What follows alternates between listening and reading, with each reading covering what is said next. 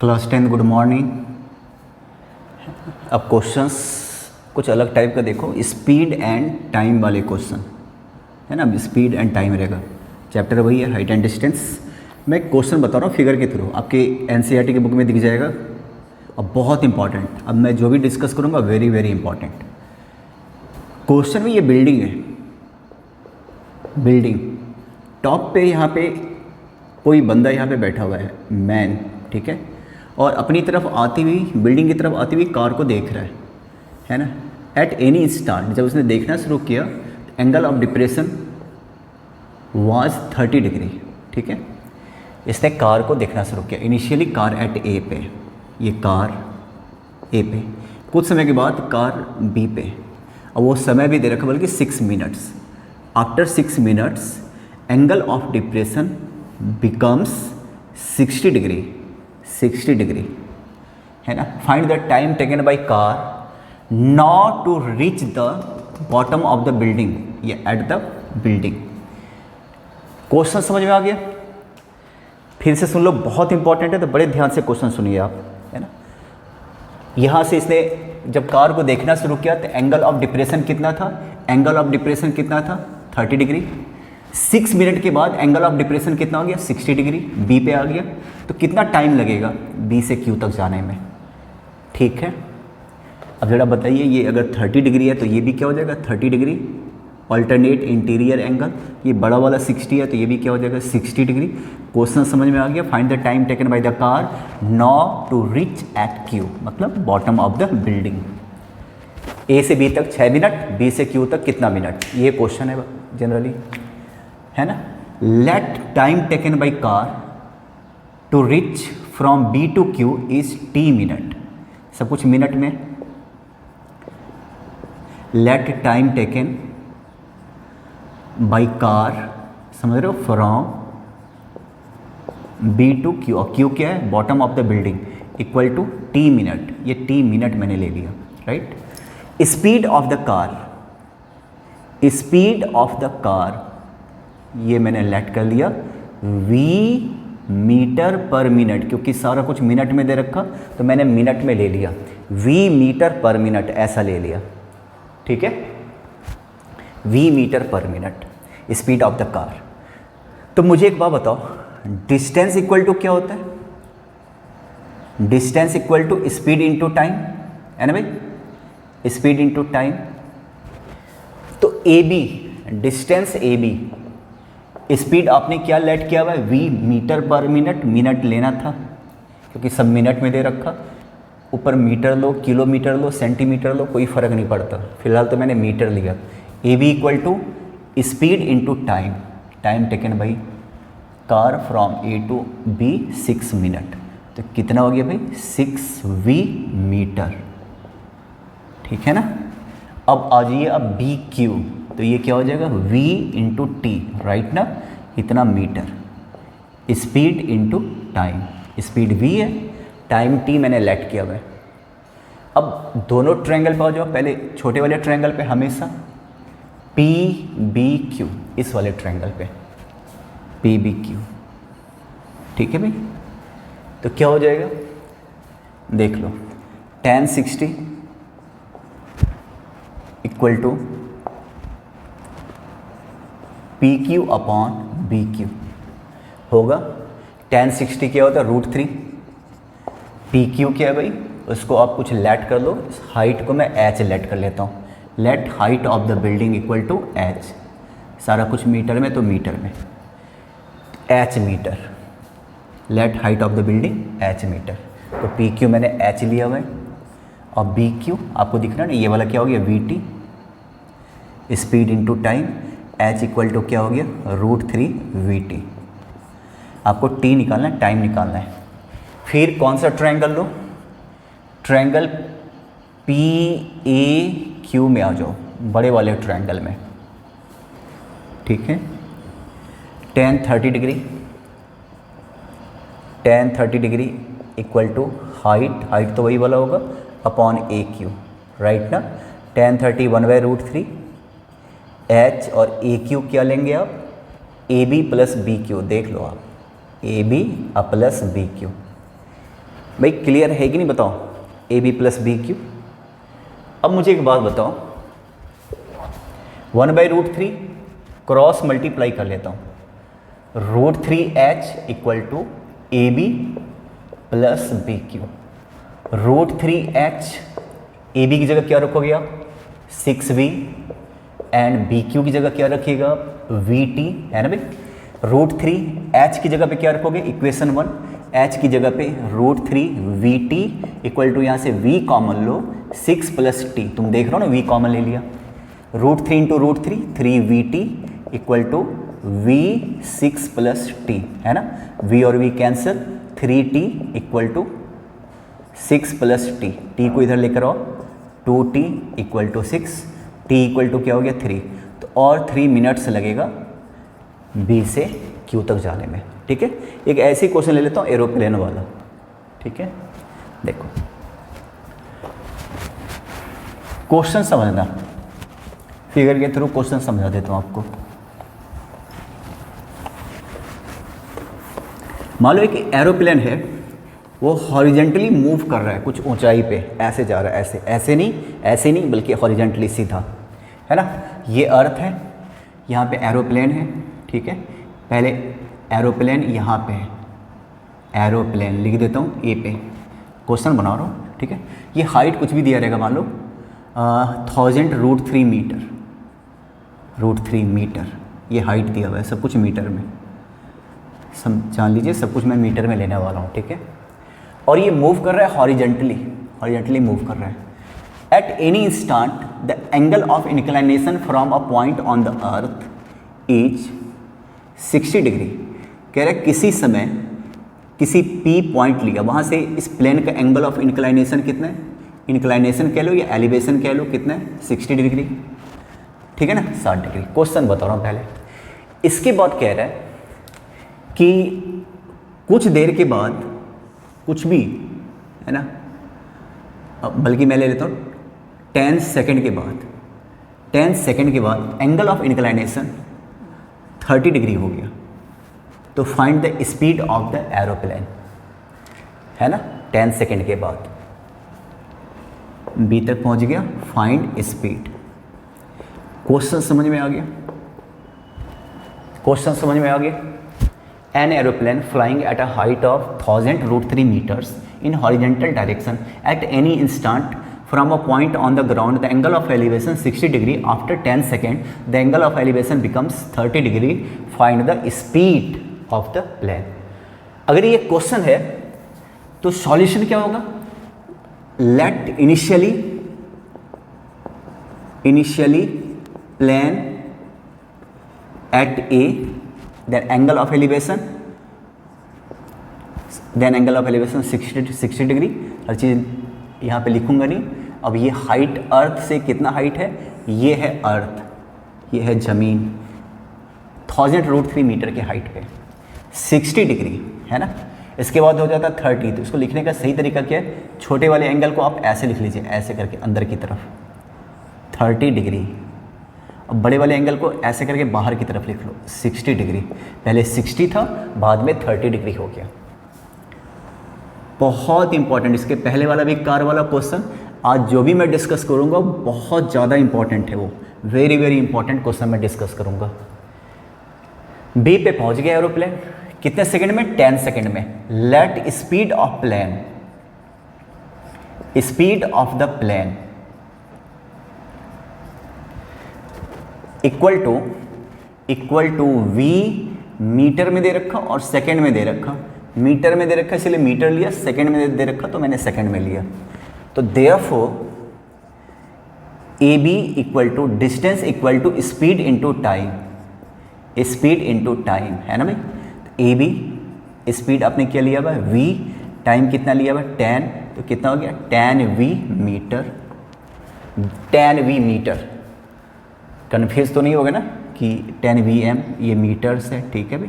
देखो अब आपको ट्रायंगल उठाना होता है, पता है। पहले छोटा वाला ट्रायंगल लो जो आपको दिख रहा है, इसको P, Q एंड R ऐसा सेलेक्ट कर लेता हूँ।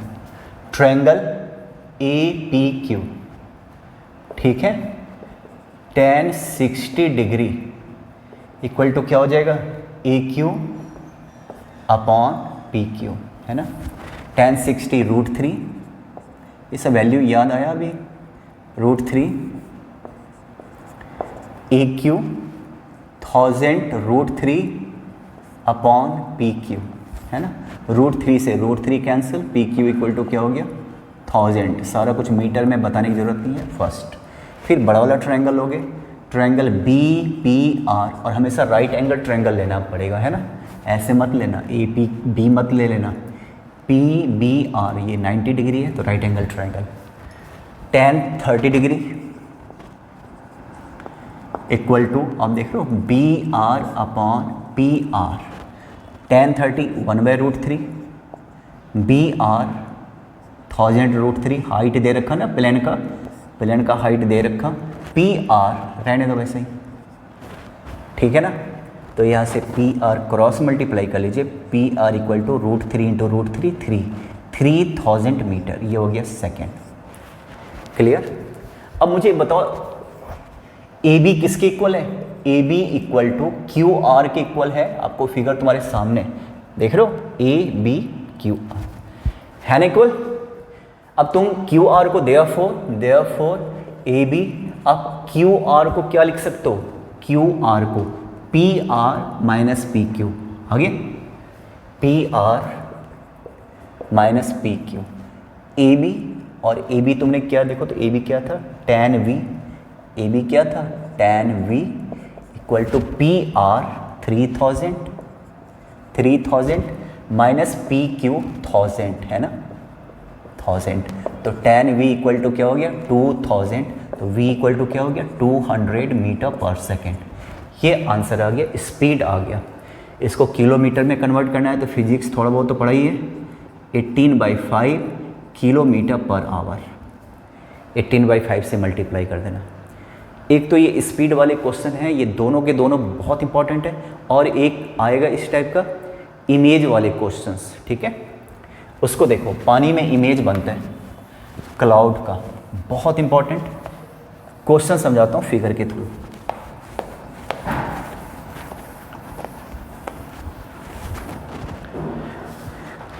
आपको दिया रहेगा कि भाई एक लेक है, झील देखिए आप, ठीक है, ये यहाँ से वाटर लेवल ये है, ठीक है। और यहाँ पे कोई मान लो कोई स्टीमर है, कुछ भी है ना। ये मान लो स्टीमर है, शिप है, और ये शिप का डेक है। यहाँ पे कोई बंदा है, ठीक है।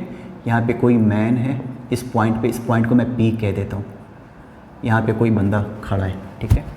और यहाँ पे क्लाउड है, क्लाउड, इसको मैं सी कह लेता हूँ। क्लाउड का एंगल ऑफ एलिवेशन, क्लाउड का एंगल ऑफ एलिवेशन चलो मैं ले लेता हूँ 30 डिग्री, 30 डिग्री ले लेता हूँ। 45 होता ना तो काम आसान हो जाता नहीं।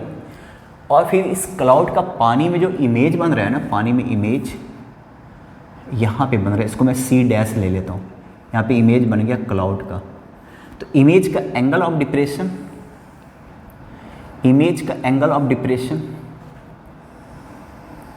इमेज का एंगल ऑफ डिप्रेशन ये 60 डिग्री की बने, ठीक है। और ये शिप का हाइट कुछ भी दे रखा होगा, मान लो h मीटर दे रखा, शिप है ये सारा, तो ये h मीटर, h मीटर, सारा मीटर में लूँगा, लिखने की ज़रूरत है क्या, h मीटर। थोड़ी थोड़ी बातें मुझे याद आती है, मैं चाहता हूँ कि इसको आप भूलना नहीं। मैं बार बार बोलता हूँ कि h मीटर लिखना पड़ेगा क्या, आपने कहा नहीं तो मैं नहीं लिखता, पर है तो सही, h खाली नहीं है क्या, h मीटर, ठीक है। अब जरा एक बात बताओ, बहुत ध्यान से, क्वेश्चन समझ में आ गया। यहाँ से पानी है, अब क्लाउड यहाँ पे, इसका इमेज यहाँ पे बन रहा है। आप ये तो नहीं कहोगे ना कि पानी तो यहीं पे ख़त्म हो गया, इसका इमेज ऐसे कैसे बना। मान लो आप प्लेन मिरर के आगे रहते हो, यहाँ पे रहते हो, आपका इमेज यहाँ पे बनता है, तो क्या आपका मिरर इतना मोटा है क्या, इमेज है कहीं भी बन सकता है, उसके लिए क्या लेना देना पानी कितना है, इमेज बन गया बस हो गया, है ना। अब सूरज का इमेज नदी में नहीं देखते हो क्या, इसका मतलब नदी क्या, सूरज इतना गहरा है क्या, नहीं, ये हो गया। खैर तो अब आप एक बात बताओ, बहुत इंपॉर्टेंट है इसलिए मैं ठहर के क्वेश्चन समझा रहा हूँ। यहाँ पे क्लाउड है और ये लेक है, लेक से h मीटर हाई किसी पॉइंट से angle of elevation of a cloud 30 degree and angle of depression of image of the cloud in the water is 60 degree, find the height of the cloud from water level. यहाँ से height, या फिर आपसे पूछेगा इस बंदे से इसकी दूरी कितना है। चलिए मान लो ये x फाइंड आउट करना है, ये x फाइंड आउट करना है। चलिए क्लाउड से इस आदमी की दूरी कितनी है, ठीक है। तो जरा एक बात बताओ, ये h ये गिवन है, ये h गिवन है, ये गिवन है, आंसर हमारा h में आएगा। इसको मैं y लेट कर लेता हूँ सब कुछ मीटर में। ये वाला पॉइंट P, इसको मैं लेट कर लेता हूँ Q,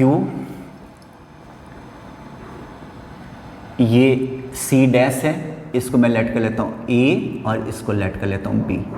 ये पॉइंट है, तुम देख रहे हो A B C सारा, A और ये B आपको दिख रहा। तो यहाँ पे क्या क्या है, यहाँ पे मैंने AC लिया है y सब कुछ मीटर में, और AB इक्वल टू H, ये गिवन, ये मैंने लेट नहीं किया, ये क्वेश्चन का हिस्सा, ये H तो वो भी H, ठीक है ना। क्या फाइंड आउट करना है, x इक्वल टू वाट। ये अभी तक क्वेश्चन समझा रहा था, सॉल्यूशन देखिए आप। सबसे पहले मुझे एक बात बताओ, रिफ्लेक्शन आपने पढ़ा हुआ है, रिफ्लेक्शन मिरर के जितना आगे आप रहते हो आपका इमेज उतना पीछे बनता है। इट मीन्स ये क्लाउड, ये मिरर है, पानी मिरर है, मिरर के कितना ऊपर है, BC equal to BC dash, ये दोनों डिस्टेंस सेम होगा। Image distance equal to object distance, मतलब ये object distance equal to image distance, object distance equal to image distance in case of plane mirror. Image distance पढ़ा है ना।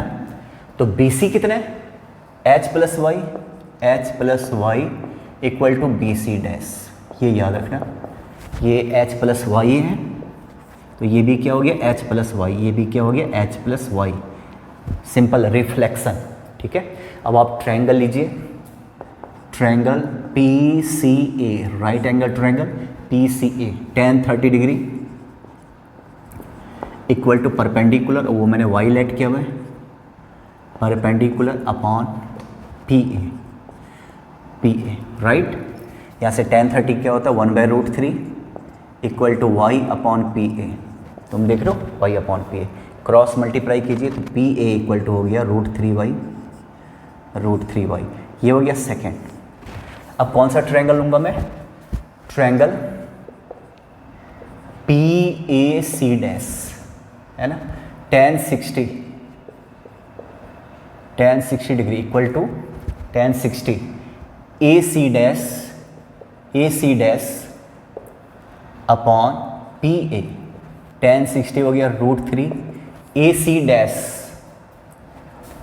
AB plus BC dash लिख दूँ, AB plus BC dash upon PA, cross multiply कीजिए, है ना, √3 PA equal to AB, भाई AB H है ना, AB है H और BC dash H plus Y, तुम देख लो BC dash H plus Y है ना। PA की जगह मैं रखने वाला हूँ √3y, √3 into √3y equal to H 2H, देख रहे हो 2H, H plus H 2H plus Y, ठीक है, प्लस वाई।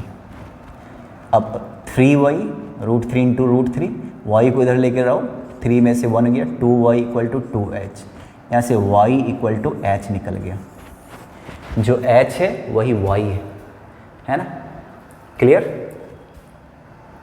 ठीक है ना भाई। अब मैं एक काम कर लेता हूँ, y और h निकल गया, h और y सेम है, मुझे x निकालना है। मैं साइन का फॉर्मूला लगा लेता हूँ, मैं इसको मिटा देता हूँ, इसको साइन 30 क्या फॉर्मूला हो जाएगा, परपेंडिकुलर अपॉन हाइपोटेनियस PC। आपको ये PC फाइंड आउट करना है। साइन 30 क्या होता है, half equal to y upon PC equal to क्या हो गया 2y, बस यही फाइंड आउट करना था PC। और y ऑलरेडी तुमने क्या निकाला है, क्योंकि y तो अपने मन से लिया था ना, h के फॉर्म में y और h सेम है, तो पी सी इक्वल टू क्या हो गया 2h। देख लो, ठीक है। मैं एक काम करता हूँ, एक ऐसा क्वेश्चन एक और बता देता हूँ आपको आपके बुक से, ठीक है, मैं पढ़ लेता हूँ। At a point A 20 meter above the level of water. इस क्वेश्चन को बहुत बढ़िया से दिखेगा, मैं सेम डिट्टो ऐसा ही क्वेश्चन बता देता हूँ क्योंकि ये बहुत इंपॉर्टेंट है, तो ये हाथ से निकलना नहीं चाहिए ये वाला क्वेश्चन। तो क्वेश्चन मैं पढ़ रहा हूँ, सुनना। Eight a point A 20 meter above the level of water in a lake, the angle of elevation of a cloud is 30 degree. The angle of depression of the reflection of the cloud in the lake at A is 60. वही सारा question है। Find the distance of the cloud from A। Same question मैं दोबारा से बता देता हूँ, same question. ये देखिए, लेक यहाँ से शुरू करता हूँ, इसके कितना सा 20 मीटर था, खैर उसे क्या लें, 20 meter above the lake, 20 meter, ये कोई पहाड़ सा ही होगा फिर तो, यहाँ से है ना, यहाँ से क्लाउड है, क्लाउड का एंगल ऑफ एलिवेशन 30 डिग्री बता रहा है, 30 डिग्री, ठीक है, एंगल ऑफ एलिवेशन 30 डिग्री। फिर क्लाउड का एंगल ऑफ डिप्रेशन, इसके जो रिफ्लेक्शन का एंगल ऑफ डिप्रेशन ये 60 डिग्री बता रहा है। फाइंड, ये पॉइंट ए है, आपको ये ए से क्लाउड का डिस्टेंस निकालना है, ए सी फाइंड आउट करना है, ए से क्लाउड का डिस्टेंस। डिट्टो क्वेश्चन हो गया, यहाँ पे एच लिया था, इस बार मैंने 20 लिया, बस रिवीजन हो जाएगा आपका, क्लियर। ये 20 है तो ये भी क्या हो गया 20। ए इसको मैं बी लेट कर लेता हूँ, सी पी इसको मैं क्यू लेट कर लेता हूँ, क्यू, और इसको आर या सी डैश, क्लाउड का इमेज कहाँ पे बन गया सी डैश पे, है ना। फिर मैंने क्या बोला था, क्यू सी और क्यू सी डैश दोनों सेम होगा, है ना। Object distance equal to image distance in case of कौन सा मिरर, प्लेन मिरर, दोनों सेम होगा। क्यू सी 20 इसको इस बार एच लेट कर लेता हूँ, तो क्यू सी क्या हो गया H plus 20 equal to Q C dash. तो ये वाला भी डिस्टेंस कितना हो गया एच प्लस 20 हो गया, जितना ऊपर उतना नीचे, क्योंकि ये मिरर है, वाटर भी मिरर का काम करता है। फिर कौन सा ट्रायंगल लेना है आपको पता है, tan 30 डिग्री लेना है, ये वाला ट्रायंगल। तो क्या हो जाएगा H upon A P perpendicular upon tan 30 क्या होता है 1/√3, 1/√3 equal to H upon A P, cross multiply कीजिए, ए पी निकल गया, चलो पहला। tan 60 क्या हो जाएगा P C dash upon A P, ये हो गया √3 अपॉन ए पी की जगह तुम रख सकते हो √3h रख सकते हो, ठीक है ना। तो यहाँ से P C dash equal to कितना हो गया √3 इंटू √3, 3h हो गया। P C dash 20 plus H plus 20, देख रहे हो, P C dash 20 plus H plus 20 equal to कितना 3h, ऐसा हो गया। h को उधर लेके जाइए तो 40 इक्वल टू 2h, तो यहाँ से h इक्वल टू कितना हो गया 20, सारा कुछ मीटर में, पहले भी ये दोनों सेम ही आया था, ये 20 तो ये भी हो गया 20, क्लियर। आपको लेकिन AC निकालना है, अब मैं साइन 30 डिग्री यूज़ कर लेता हूँ, क्या हो जाएगा h अपॉन AC, यही होता ना perpendicular upon hypotenuse, sine half होता है h अपॉन AC, तो यहाँ से AC हो गया आपका 2h और h निकाल के बैठे हो 20, तो कितना हो गया 40, सारा कुछ मीटर में, तो ये मीटर में। समझ में आ गया तो ठीक है, नहीं तो दोबारा पूछ लेना, क्लियर। अब बताने की ज़रूरत नहीं, वेरी वेरी इंपॉर्टेंट है। क्वेश्चन है, a 1.2 meter tall girl spot a balloon moving with the wind in a horizontal line at a height of, ठीक है, 88.2, angle of elevation 60 degree, after some time 30 degree, find the distance travelled by the balloon during the interval, है ना। अब बेटा देखो बेटा ध्यान से, ये ज़मीन है, अर्थ है, यहाँ पे एक गर्ल है, उसका भी हाइट दे रखा 1.2 मीटर, सब कुछ मीटर में होगा भाई, है ना। पी क्यू, तो इट मीन्स पी क्यू कौन है, ठीक है। उसने एक बैलून को स्पॉट किया, बैलून, यहाँ पे कोई बैलून है, उसने देखा, जब देखा तो एंगल ऑफ एलिवेशन उसका था 60 डिग्री। इस बैलून का एंगल ऑफ एलिवेशन कितना था? 60 डिग्री। क्लियर है भाई? ये देखो, थोड़ी देर के बाद बैलून ऐसे हॉरिजेंटली मूव कर रहा है और एंगल ऑफ एलिवेशन हो गया 30 डिग्री, है ना। तो मैं ऐसा लिखूँ, छोटे वाले एंगल को, समझ में आ रहा? ये देखो, ये हो गया 30 डिग्री, 30 डिग्री, और बड़ा वाला हो गया 60 डिग्री।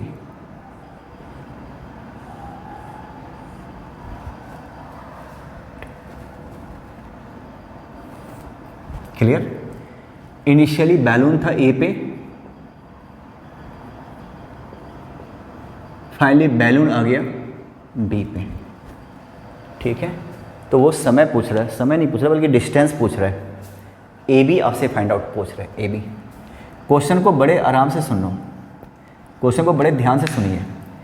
1.2 मीटर टॉल गर्ल है, सब कुछ मीटर में, और बैलून का जो हाइट दे रखा ना 88.2 मीटर, यहाँ से यहाँ तक 88.2 मीटर है बैलून का हाइट, ठीक है। और ज़मीन से जब ये देखना शुरू कर रही है ना, अपने आइज से देख रही है, ठीक है।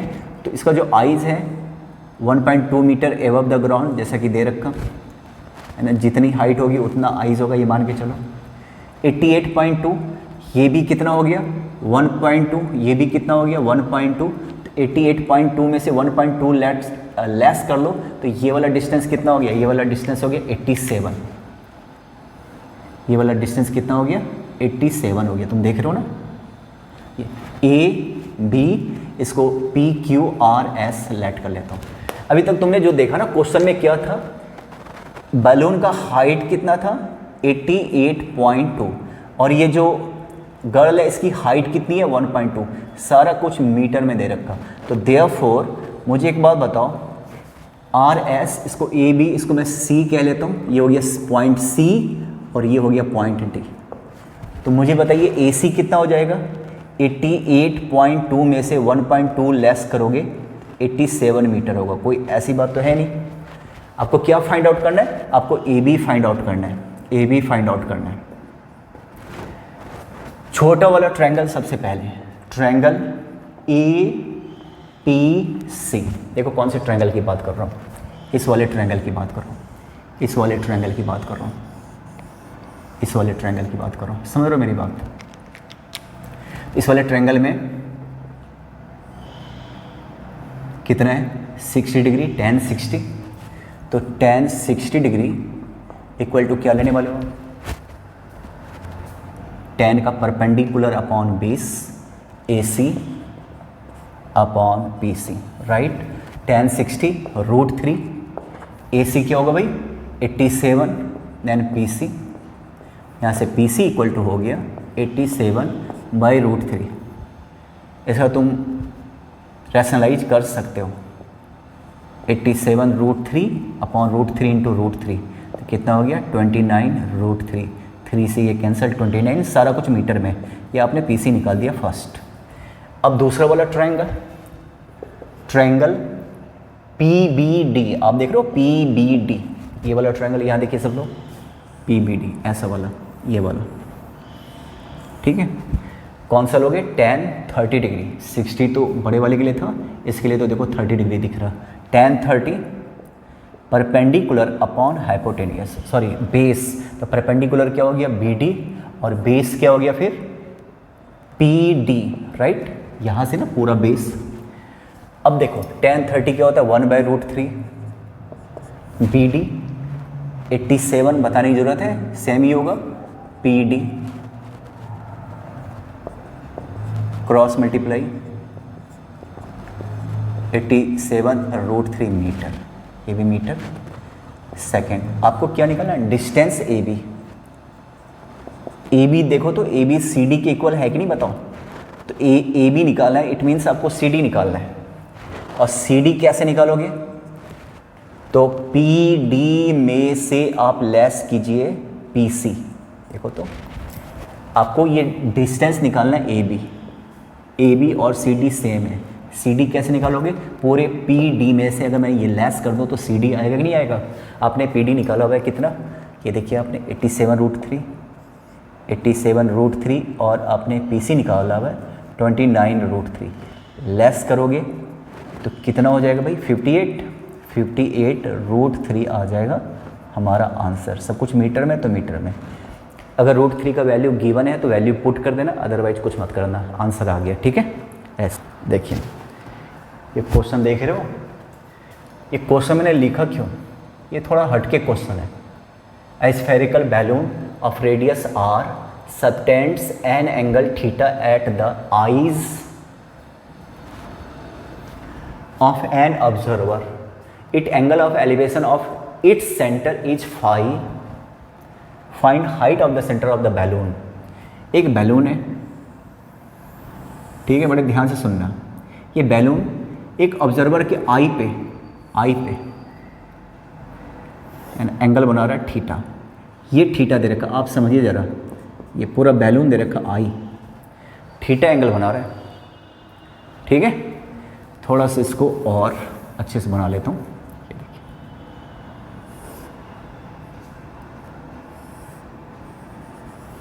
तो ये थीटा एंगल दे रखा है, ये थीटा एंगल बना रहा है ऑब्जर्वर के आई पे, पूरा बैलून।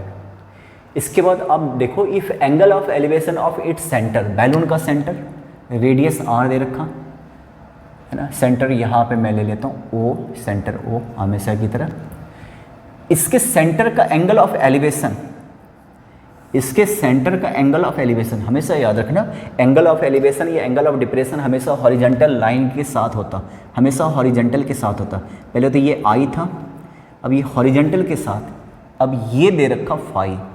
समझिए बात को, ये एंगल ऑफ एलिवेशन है, थीटा क्या था, अब बैलून इंक्लाइन या सबटेंड आँखों पे थीटा एंगल बना रहा था पूरे आँख पे, तो पूरा बैलून। और एंगल ऑफ एलिवेशन सेंटर का दे रखा है, तो जो भी एंगल ऑफ एलिवेशन या डिप्रेशन होता वो किसके साथ होता है, हमेशा हॉरिजॉन्टल लाइन के साथ होता है, ये आपको पता है ना। तो find height of the centre of the balloon, बल्कि ये प्रूव करने वाला क्वेश्चन था, मैंने कुछ छोड़ दिया इसमें से। इसमें से देखो, ये प्रूव करने वाला क्वेश्चन है, बड़ा कॉमन सा क्वेश्चन है, बहुत पुराना क्वेश्चन है। बल्कि prove that height of the centre of the balloon, ये प्रूव करना है। ये देखिए r sin phi cosec theta by 2 है ना, प्रूव करना है height, prove that height of the centre of the balloon equal to this. ठीक है ना, ये प्रूव करना है। तो जब प्रूव करना होता है तो बड़े काम का हो गया फिर तो। आपको पता है साइन चाहिए फाई, कॉसेक चाहिए थीटा बाई 2। तो सिर्फ कंसंट्रेट करना है कि फाई कहाँ पे है, थीटा बाई 2 कहाँ पे है, और कॉसेक और साइन चाहिए। तो मुझे एक बात बताओ, आपने अभी पढ़ा हुआ है ना टेंजेंट, ये देख रहा हूँ, ये टेंजेंट से कहाँ से, इस पॉइंट को मैं ई लेट कर लेता हूँ, आई से तो ई लेट कर लेता हूँ, यहाँ से दो टेंजेंट खींचा और सेंटर को मिलाया, तो आपको पता है ये वाला एंगल और ये वाला एंगल दोनों सेम हो जाएगा, आधा आधा हो जाएगा। ये आपने प्रॉपर्टी पढ़ा हुआ है, प्रॉपर्टीज। क्वेश्चन समझ में आ गया। अब मैं सॉल्यूशन पे आता हूँ, क्लियर। और एक काम कर लेता हूँ, ये वाला रेडियस कितना हो गया, ये वाला रेडियस r है और ये 90 डिग्री होता, प्रॉपर्टी ऑफ टेंजेंट 90 डिग्री होता, ठीक है ना। तो एक बात मुझे बताओ कि अच्छा, इसको मैं E था, इसको P लेट कर लेता हूँ और इसको मैं Q लेट कर लेता हूँ, है ना। और ये ग्राउंड पे ये जो पॉइंट है इसको मैं A लेट कर लेता हूँ, ठीक है ना भाई। Clearly angle PEO equal to angle QEO, properties of tangent, है ना। दोनों सेम होगा, पूरा थीटा है तो थीटा बाई 2, ये पूरा थीटा है तो ये दोनों सेम होगा, तो आधा आधा हो गया, ठीक है। अब मुझे कॉसेक थीटा बाई 2 चाहिए, तो मैं ट्रायंगल ले लेता हूँ हमेशा, राइट एंगल ट्रायंगल PEO। जरा देखना जरा, राइट एंगल ट्रायंगल देख रहे हो, 90 डिग्री के सामने वाला क्या होता है, हाइपोटेनियस। तो 90 डिग्री ये है तो ये वाला हो गया हाइपोटेनियस, ये क्या हो गया, हाइपोटेनियस, ठीक है ना। ये पूरा थीटा था तो ये theta by 2, theta by 2। PEO hypotenuse, theta by 2 है ना, उसके साथ कॉसेक प्रूव करना है। तो बताइए कॉसेक थीटा बाई 2 क्या होता है, हाइपोटेनियस अपॉन परपेंडिकुलर। ये होता है ना formula, hypotenuse upon perpendicular, cosec theta by 2। तो हाइपोटेनियस क्या हो गया भाई, ई ओ या ओ ई हाइपोटेनियस हो गया। देन परपेंडिकुलर एंगल के सामने वाला हाइपोटेनियस, सॉरी 90 डिग्री के सामने वाला हाइपोटेनियस, एंगल के सामने वाला परपेंडिकुलर पढ़ा था ना। तो यहाँ से परपेंडिकुलर क्या हो गया, आर। तो O E equal to R cosec theta by 2, ये हो गया फर्स्ट। अभी साइन फाई भी तो चाहिए प्रूव जो करना है। तो साइन फाई के लिए मैं ट्रायंगल कौन सा लेता हूँ, फाई यहाँ पे है ना, तो मजबूरी है ट्रायंगल लेना पड़ेगा ओ ई ए। अब कौन सा ट्रायंगल लोगे, triangle O E A. Sine phi equal to क्या हो जाएगा, परपेंडिकुलर अपॉन हाइपोटेनियस। हाइपोटेनियस देख रहे हो ना। अब यहाँ से परपेंडिकुलर एंगल ऑफ इंक्लाइनेशन, तो ये 90 डिग्री हो गया ना, राइट एंगल ट्रायंगल बना रहे हो, एंगल ऑफ इंक्लाइनेशन हमेशा परपेंडिकुलर के साथ, तो अब ये 90 डिग्री हो गया है ना। आप जरा इसको सोचो, खाली इसको सोचो, देखो सारे को हटा दो, है ना। ये क्या था, फाई, सेंटर का एंगल ऑफ एलिवेशन फाई है, तो परपेंडिकुलर हो गया। तो साइन फाई परपेंडिकुलर एंगल के सामने वाला होता है परपेंडिकुलर हाइट, यही निकालना था। सेंटर का हाइट निकालना था अर्थ से, उस बंदे से, ऑब्जर्वर से, सेंटर का दूरी नहीं बल्कि कितना हाइट पे है सेंटर, बलून का सेंटर कितने हाइट पे है। तो मुझे ओ ए फाइंड आउट करना है, देख रहे हो, ए ओ ए, राइट। साइन फाई ओ ए फाइंड आउट करना ही करना है। ओ ए इक्वल टू क्या हो गया फिर, ओ ए इक्वल टू हो गया ओ ई साइन फाई।